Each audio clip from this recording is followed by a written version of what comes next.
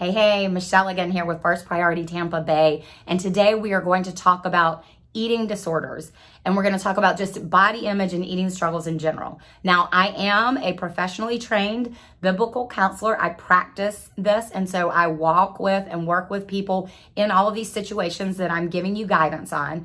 But as I've said in every video, your story is specific. And so always, especially when we're starting to talk about disordered eating or eating disorders, it is time to involve a counselor. It is time to talk to a nutritionist, to a doctor. Let's get you the tools that you need because yes, we want you to be healthy. We want you to have good fitness goals, but we want to make sure we're doing it in a way that is good, life-giving, and free to you. We want to take into account your mind, your body, and your spirit as we walk through keeping you healthy and helping you to feel confident in your body.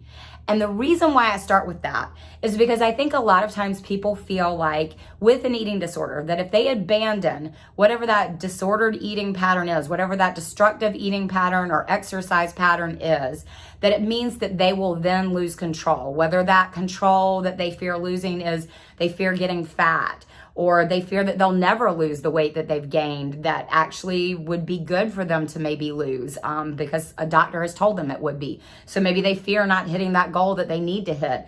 Or maybe it is an unrealistic goal. Sometimes people fear, I know for me, I struggled with bulimia. And so I used food to numb out when life was hard. And so I feared not having a way to deal with my emotions if I let these things go. But I am here to tell you guys that the way God has designed for us to live life, to work out, to see ourselves, to eat, He also wants you to be healthy. He also wants you to be able to feel good in your skin. But what we have to do is we have to look at what it is that's making us start to see ourselves in a way that is not healthy, that's now leading us to live our lives in a way that is not life-giving. It's not the way God's designed it to work. So let's talk about the difference between disordered eating and eating disorders. So disordered eating is when you have some patterns, like maybe you skip some meals, or maybe you do okay during the day, but at night you binge eat, or on the weekends you binge eat. Maybe it's something where once in a while you are doing some things that you're like, yeah, probably if my parents knew, they wouldn't love this. Maybe you're only eating, you're letting yourself only eat like 2 or 3 kinds of food, and that's it. You've maybe made all other foods bad. And so disordered eating is going to be something though that like pops in and out of your story. So it's going to be something that's just like more related to restricting. Maybe you're not eating enough, but it's not anything crazy yet. It's not anything that's like scary that your doctor would freak out about. But it is something where you're like, oh, this is probably not a great idea.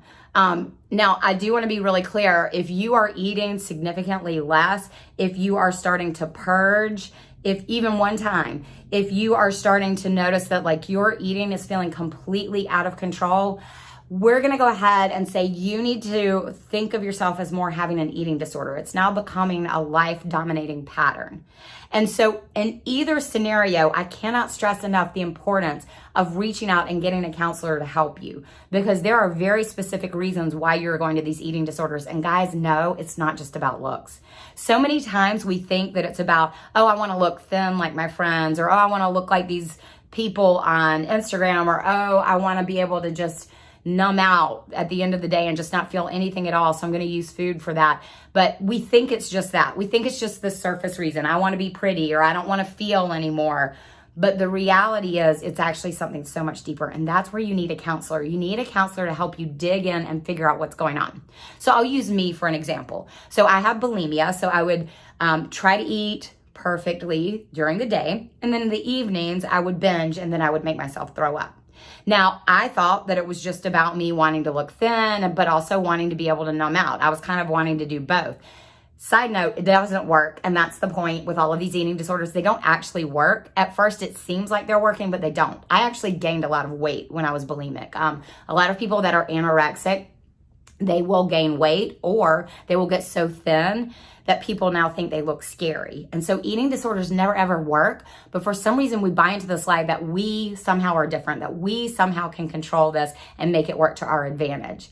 So for me, I thought it was about me not, having a place for me to deal with my emotions, but then I also felt like, well, this is a great way for me to make sure I stay thin. And so that was what I always thought it was. And so I could never understand why I couldn't stop. And the reality is sometimes I could. Sometimes I'd go a couple months and I'd stop. And then all of a sudden I was back in, and it got worse and worse and worse. But through working through it on a deeper level, I found out that what it really was for me was I was terrified of what people would think of me if they knew the real me on the inside. And so my default mode that I didn't even realize I was doing was I was saying, well, if I can just look okay on the outside, nobody will know I'm a hot mess on the inside. And that was my operating lie. And also, and that's strange, like all of these things can sound really strange when you start saying them out loud. But I also would, when life felt chaotic, so if I just had a lot of things going on with work or with school, or if something was going on in my personal life that felt out of control, that's when I would get really into the eating disorder. And so one of the big things with an eating disorder is a lot of times it is a way that we feel like we're in control, whether it's in control of our own lives or just a way to deal with our emotions or whatever. Eating disorders are about that. Now, this video is not going to be super long because, again, I cannot stress the importance enough of getting help. You really do need to, because the longer you stay in this, the more damage it does to your body, the more damage it does to your teeth, the more damage it does to how you look. And the scariest thing is, guys, as you continue in an eating disorder, you continue to think you're fat. This is why a lot of people that are very, very unhealthy, needing to be hospitalized, skinny people, they will swear to you that they are huge. And if you get them to draw a picture, they imagine themselves about 4 to 5 times bigger than they actually are because their eyes actually see it. And that is another part, and I just kind of want to wrap up with this, is body image. Guys, your eyes, when they look at you in the mirror, when they look at you in pictures, your eyes are lying to you. You don't know what is actually true. And so a lot of times I've talked to people that if they ate healthy that day, they'll look in the mirror and they'll think they look pretty good.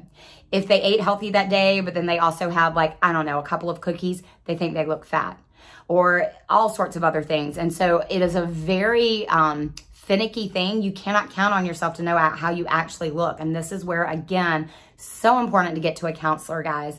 And I hope that you will, because counselors do great work helping you to dig in, get some good healing. And guys, they do. I can't stress this enough either. They do want you to be healthy. If you're an athlete, they want you to be all ready to go, muscular, fit, lean. They want you to be able to do whatever it is God's called you to do, but they aren't going to ever advocate for your body to look like something it's not supposed to look like. We have all been given different builds, different heights, different size hips and shoulders and everything else. And so we have to be realistic with what God has given us. And guys, that's what body positivity actually means. I think it has gotten misused a lot in our culture, and it's almost become this excuse to kind of justify any way that you look and trying to say just, it doesn't matter. But the reality is, when we are thinking about our appearance, it always comes back to God. And God wants us to live in a way that is free and life-giving and good. And so in doing that, it means that we want to honor the frame He's given us by letting it be the frame that it is. We're not going to try to craft it and morph it into something that it could never be, because again, it can never be that. So why are we trying to make it change? It's not going to work. But then also to seize fully the aspects and the attributes and the strength that He has given us, because that glorifies Him too.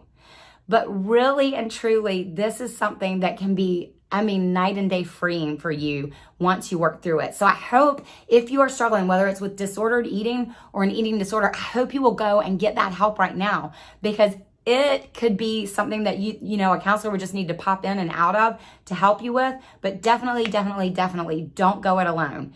Get help. We are here for you. We're supporting you. Go back and watch these other emotional videos, because I guarantee you watching those and dealing with your emotions will also help you with your struggle with eating. But go get that specialized care. It is so great to do it.